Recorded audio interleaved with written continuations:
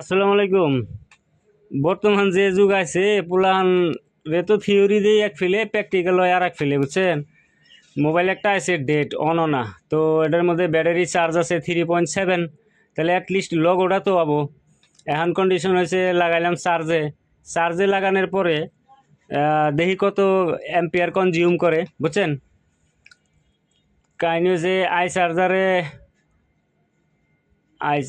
কত, এটা 0.8 ধাপ পারতেছে, যেটা অন্য মানে অন্য একটা চার্জারে লাগাই না ছিল ফ্যাক্স চার্জিংয়ে, এটার মধ্যে লাগাইছি, দেখেন কোনো অ্যাম্পিয়ার কনজিউম করে নাই, ঠিক আছে।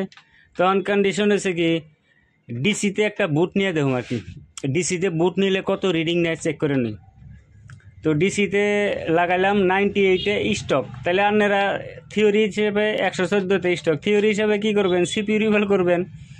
আবার কম্পিউটারে অটো পোর্ট নিল কোয়েলকমের, ঠিক আছে।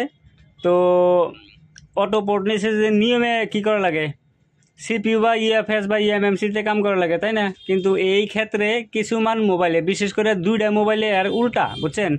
যদি পোকো M3 মোবাইল হলো আর রেডমি 9 পাওয়ার মোবাইল হলো, এই সিম ট্রের তলে, এই সিম ট্রের বগলে এই সিধা একটা এপিটি আইসি থাকে।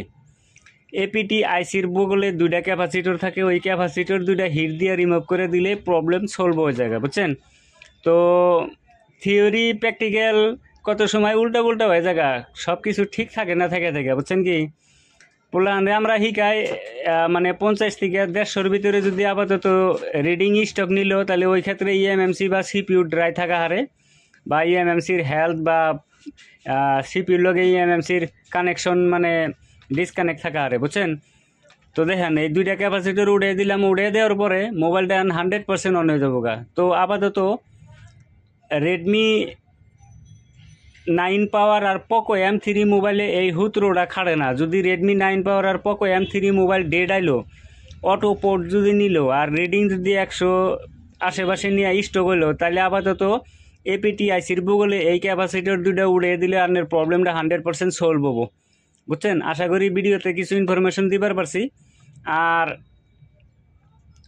আর ভিডিও যদি কমপ্লিট দেখছেন, তাহলে প্লিজ ভিডিওটা লাইক করেন আর শেয়ার করেন। আমার বর্তমান ফলোয়ার আগ বাড়তেছে না, বুঝতেছি না আপনারা কোন দোষ আমার পাইছেন, বুঝছেন কি।